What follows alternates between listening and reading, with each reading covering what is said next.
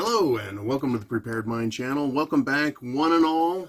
Thank you for sharing video links. Thank you for helping others get to alternative facts, perspectives, opinions, etc. That's what this channel is about, is just kind of sharing ideas with you guys in preparation for the shit that's coming. We've got a lot of shit to deal with. It's a big shit sandwich and we all get to take a bite. But you guys, and you know who you are, you're responsible for supporting the Prepared Mind Network, the R Syndicate, the entire alternative media. Without us, everyone is going to be flying blind. But still, even with us, there's a lot of negativity that comes with it. Negativity affects people in a bad way. Sometimes it's a motivator, other times it just beats people up and tears them down. But in all truth, I would rather have my choice of too much information and too much negativity and too much altogether than to not have enough and be given just one perspective or one idea with two very similar ways to look at it, right? And I don't want to get jabbed like that. So, here we are. And once again, because of your efforts, binge watching Prepared Mind videos, leaving it on so your cats and dogs and fish can learn about facts.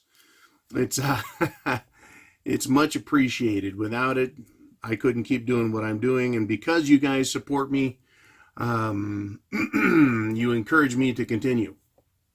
So I'm just a little guy, as a joke, I like to say I'm an analyst. Always analyzing shit and thinking all the time. So people say, what do you do? Well, I do lots of things. I'm a contractor. I've developed properties. I've done all kinds of stuff. I often refer to myself, though, as a student of psychology, a student of economy, a student of philosophy and history, etc., etc., etc. So I put together an idea because over the weekend I spent a lot of time thinking, man, we're in for it. It's really going to hit us. It's going to hammer away. Shit's going to hit the fan, and I do believe that's true. But we've come close many times. We're right now we're part of what I refer to as the Anglo-American Empire. The British Empire, the English Empire, it came and went in a sort of fashion, but it's had a continuation or a transfusion, and that would be the American side of the Anglo-American Empire. The British Empire, which never saw the sun set on it, you could still say doesn't have the sun set on it, between England and America, Canada, and then you go around over to Australia, and then even India, to a large extent, is still a piece of in Hong Kong, the Anglo experience. So the sun doesn't set on it, and it continues to live through that. But history does repeat itself. Some people are now, it's fashionable to say, well, history doesn't repeat, but it rhymes. And I say bullshit. It fucking repeats itself. Maybe technology has changed. Maybe we have cleaner silverware and cleaner underwear, but it's the same shit happening again and again, right? It just is. So I wanted to go over that a little bit, describe another time frame we've been through in this Anglo-American Empire and how we're experiencing the same things. The same things. And in the past, we didn't have shit hitting the fan. Things changed, things metamorphed, evolved, but they didn't have absolute shit hitting the fan. You could say, though, that we've had shit hits the fan light, which is what I'm hoping we have now, and we don't have just absolute total anarchy, chaos, destruction, right? So I wanted to go over several examples and say, look, it happened. And we can expect to see it do that again and get worse right before it gets any better. So I want to start with something that I was going over with one of my collaborators, talking about housing. We were discussing how the boomers who haven't done well don't have any housing, how the ones who have done well have one house, and how the boomers who really planned and saved and busted their ass, they've got a main house and a vacation house and maybe a vacation property in Florida or somewhere in the Caribbean or another part of the planet. So housing is a big deal, right? But I want to compare. We'll just call today, where we're at in history, the 2020s. Because as the 2020s play out, I believe we're going to see this this depression coming in, kind of like the depression of the 1930s. But there were other times of depression. The Great Depression was called the Great One because it was great, it was big, it was bad, it was considered at that time the worst. But in the 1800s, there were many times when people were very depressed. And at the same time, other people were making great strides and tons of money. So let's get into it. Housing. In the 1880s, that's the time I want to talk about. There was a lot of stuff going on, and they very nearly had the shit hit the fan. And depending on your status, your location, it did. Right? In the 1880s, let's just talk about, we can talk about New York and London. Okay, housing problems. There were issues with the poor. Poverty was rampant. People couldn't afford traditional homes in these cities. And because of economic conditions, people were pushed into cities. Very much like today, they're talking about we need high density, high concentrations of people in the cities, get people out of the country. The cities where the opportunity is, city is where life is, and it's efficient and it's better for the environment. Today, they're talking about all these reasons to do that. But back in the 1800s, the late 1800s, they were doing the same thing. Maybe for different reasons, right? They were saying you need to come to the cities, but people were fleeing poor areas and going and looking for opportunity, jobs, a chance, right? In the cities, London and New York. They couldn't afford traditional housing. They couldn't afford 1,000 square foot, a 2,000 square foot house back then would have been like a mansion. They couldn't afford that. In fact, what they ended up doing was, in the poor areas, they were forced to live in these high density boarding houses. You could buy a bed for a night, not a month, not a year, a night. You would buy a room for the night. If you were doing well, you could afford a whole room to yourself, with your own bed and your own dresser and your own closet, right? And you were really fortunate if you had your own bath. You were fortunate if you had indoor plumbing. Now, I've been in hotels and visited hotels and seen hotels out here in the wild west of California, and I've been to hotels where you get a room on the second or third floor, fourth floor, and there's a common bathroom. Toilet, shower, sink, etc. Rooms just didn't have that. You would be lucky to have that. I mean, there were still areas where the use of chamber pots, in other words, pissing in a pan and then having to carry it somewhere else to dispose of it. That was still happening back then. Are we seeing that today? No, we have some different standards, but we're still seeing this push and return to high density housing. And it just came up this year that they're creating these housing units where there are just floors of buildings and they're building bunk beds into a wall. 1, 2 high, 1, 2, 1, 2, stacked next to each other. And they're in large common rooms, and you have a bed, and that is it. Could it get worse than that? Yeah, it could. It could end up to where it's like the 1800s again, where you've got, you can buy a bed for the night, Or you buy a larger bed and there's 2 or 3 or 4 people crammed in it for the night. And you don't really have homes. And we're seeing the return to that right now. And it's being presented as, oh, this is good for the environment. It creates opportunity. It saves money. Yet people still don't have money, and they're not paying big money for houses or studio apartments or apartments. They're, in Japan for many years, they've been sleeping in cubby holes because they've been going through this process. Japan has had some very interesting economic issues they've been contending with since their collapse back in the 90s. But we're seeing it worldwide. We're seeing it in America. And not, this envy and jealousy of older generations that have worked for decades and have something, they're being frowned on by people who have nothing. And a lot of this income and wealth divisiveness is being played out. But it is being played out. So we're seeing history repeating itself.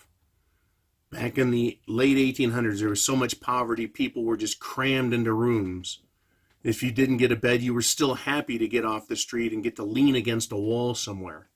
We're seeing now that because there is a lack of even that type of housing, people are living in camping tents.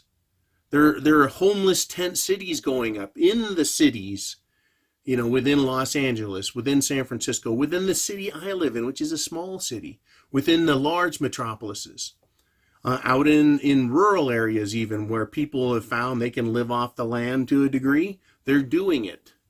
And it's creating health problems because they don't know how to live in a sanitary manner. They don't give a shit. They don't know better. They don't give a shit. Or they just say, fuck everyone else. We're just going to crap in the rivers. Not good. It's just, there's so much that is repeating of history. It's being repeated. Right? Housing is a big part of it. I choose to live in a fifth wheel, not because I can't afford or couldn't afford to rent an apartment, rent a house, buy a house. I chose not to because I wanted to save money.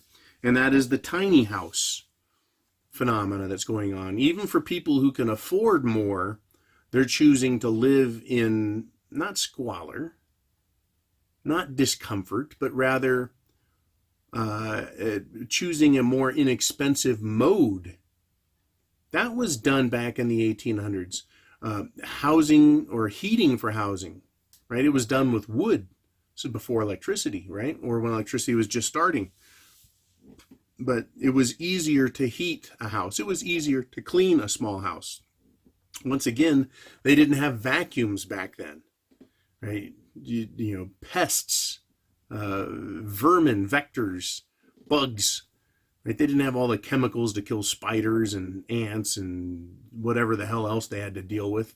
So what did they do? They had smaller houses. They were easier to heat, easier to manage, easier to clean, easier and cheaper to repair because they weren't big. The big house wealth factor that America has seen, and indeed London, or rather England and other wealthier countries in the 1800s, you had to have more wealth to have a bigger place. And when you had a bigger place, you ended up having to hire people to help you. So you had to have money to buy the place and then to hire help. Today we have, we've got it so good. Between food preparation, food storage, food preservation, heating, cleaning, laundry, everything, houses are, they practically take care of themselves. Even my fifth wheel. I live like a king here. I've got everything. Hot water, cold water, flush toilet, showers. I've got a bath and a half in this thing. Right? I've got a kitchen, I've got microwave, I've got an oven, stove, coffee maker, ice maker, refrigerator, freezer. I've got everything. And so compared to the 1800s, what is it that we're looking for? Now it's like, why am I going to spend money to live in something that I don't really need? So people are choosing small houses, tiny houses. People they're being forced to choose high density housing. Oh man, here we are 15 minutes into it, and I've still got 5 more things to talk about. So I'll move a little faster with history repeating itself. Immigration. We're seeing big problems with immigrants in Europe, in London. We're fighting immigration in America, illegal immigration. Now, the problem that I have with immigration in the United States of America is the legality. There's legal processes and systems to follow. I don't like it being done illegally. I don't really care about immigration if it's done legally. And that means there's requirements on immigrants to integrate, to learn our history, to learn our system of government, civil, learn how to, what's expected of citizens, what's required of them, what laws there are to follow. Well, back in the 1800s, they had similar problems. People were just flocking everywhere they could, trying to get away from it. There have been waves of immigrants at times. In America, we got Scotch, German, Irish, Italian throughout history. My my family got here in the my sires through my name got here in the early 1700s, but there were other family members, of course, came in the 1800s and then again in the 1900s. Immigration. People that have joined the family tree. It was the same in England in the 1800s, and you could say New York because we're going to talk about New York as well, right?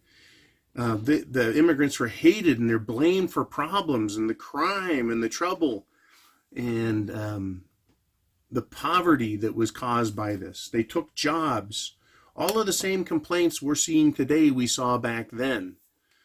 The immigration was a big deal, and it was said it was going to cause more and more problems, and luckily it was averted. Like I said, if you're in the problem areas and you're being, if you're dying from health problems, being killed because of crime, not having housing, shit is hitting the fan for you in a light.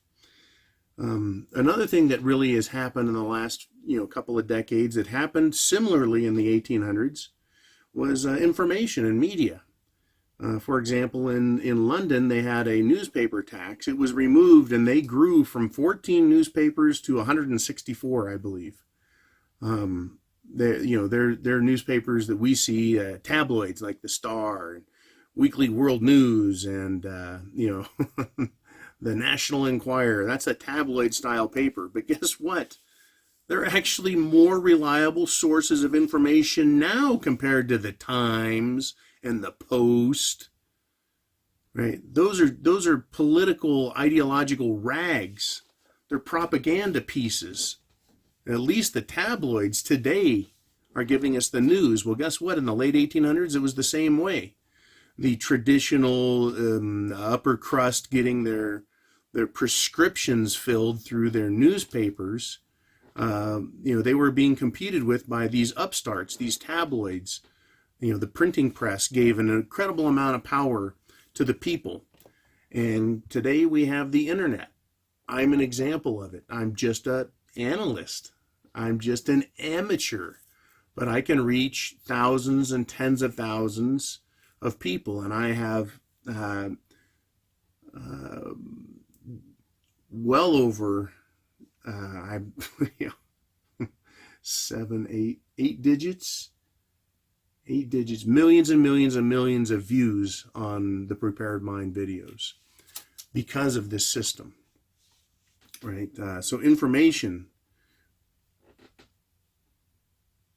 but it also is accused of being fake news. And in the 1800s, they had fake news, sensationalism. Divisive results were sought by different groups, anarchists and socialists, just like today.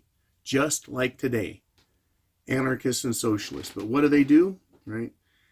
I'll get to that in a second here. Another thing that we're dealing with today that they dealt with back then is we go through these ebbs and flows or waves of history repeating itself. The same problems that they had in the 1800s. I mean, we've had it all along, but when it really starts to overwhelm the system, alcohol, drugs, crime, prostitution, right? We're just seeing this incredible tidal wave right now of drugs and prostitution, crime, alcoholism. It's out of control again. It's getting out of control. They had the same problem in the 1800s. They did. They had the same problem, and it's very interesting is that the people that want to fix things, I'll call them the morality clubs, churches, sociologists, psychologists, they want to help people and they're good. You know, there's good people out there in all income levels that want to help. And then there's the disconnected, out of touch, uncaring and ungiving a shit, rich. They had them in the 1800s. We had the robber barons, right, who were creating incredible amounts of money for themselves. They were super millionaires, which was like today's mega billionaires. 1,000 times richer in number, but back then they had the same power, just incredible amounts of power. Now, fascinatingly, after this period that I'm describing in the late 1800s, the super rich realized they needed to, they figured out philanthropy was a good idea. That is, helping society rather than just profiting by it and not caring. That's kind of a solution, but philanthropy is now used to further political objectives and to be used as a tax haven rather than for the good of society, which supports these billionaires. Back then they were millionaires. So, the not caring, it's come back up again. Greed is actually considered a virtue by these people, which is just incredible. Back in the 1800s, we had political upheavals. In London, socialism and anarchy, they wanted to create changes. Anarchists want to create void, right? They want no government and no control. Well, actually, what anarchy does is it opens up voids into which tyrants move in and take even more power and control. The concept of pure anarchy is a philosophical idea that just doesn't exist, can't exist. The idea that people don't need any government and can control their own lives, it hasn't failed or hasn't succeeded the same way total corruption, tyranny, despotism destroys societies, so does total anarchism. So there's got to be this happy medium in there. We'll get to that in a second. And the other part I want to talk about is this sort of social political panacea that's given to people and that's occurred in other empire. It occurred in the 1880s to a degree. It's being used heavily today, and I'll just call it bread and circus, right? Violence is the circus. It's the entertainment. And it's a part of this welling up and rising tide that could lead to, right, a crash on the beach, shit hitting the fan. Bread and circus is a big part of it. And the violence within the entertainment industry, it offers relief for the masses. They get to vicariously experience some relief by seeing violence. Humans psychologically like violence. It satisfies some need within us. Whether we believe it offers us some justice was handed out, some wrong was corrected, or just seeing people in action. Someone's doing something, right? When things go bad, we go, do something, somebody. It kind of reminds me of a line from the movie Spaceball. Somebody do something, because the guy in charge didn't know what to do. People don't know what to do, so when they see someone else taking action, they're like, whew, someone's doing something at least, right? And so we get a vicarious sense of release through the bread and circus. So riots, people take delight in them because something's being done. Violent fighting, right, in the gladiatorial combat, right? There's violence, justice, action being taken. It's satisfying people, and it's used at times like this for that purpose. Whether it's known or unknown, the people call for it. They want that violence, that action happening. and it satisfies them and keeps them from spilling out in a way. And to end this, I want to kind of say that, there's 3 R's that can happen at times like this to either satisfy the need, or as part of the shit it's the fan. You can have reform. The system can reform itself. Right? As in, those with power realize what's going on, and they make changes to accommodate the housing or the immigration or the information, the drugs, the violence, the political wrong. All the wrongs can be reformed either through regulatory manner or self-regulation. Again, I gave an example of someone like Carnegie, who started a philanthropy, started giving back, and I know that there's goods and bads there, but it at least has the appearance of being good. If you don't get a reform, you can get a reset, right? And a reset I would just call a nice political redo, a do-over, a realization that just comes about. They reset the system and say, okay, all that bad shit, let's put it away, let's just start again from here. An example of a reset is hard to come up with, because so often it comes as a result of a threat of violence or the actual violence. And that's the reform is somewhere, a reset is somewhere between reform and revolution, and a mixing of the two. The voluntary reformation or the violent revolution. So the reset is somewhere in the middle. And then you've got revolution.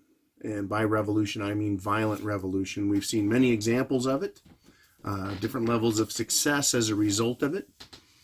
And we're at that point again, right? We have wanted some reformation, and we haven't gotten it out of our system today. In the 1800s, there were a lot of reformists.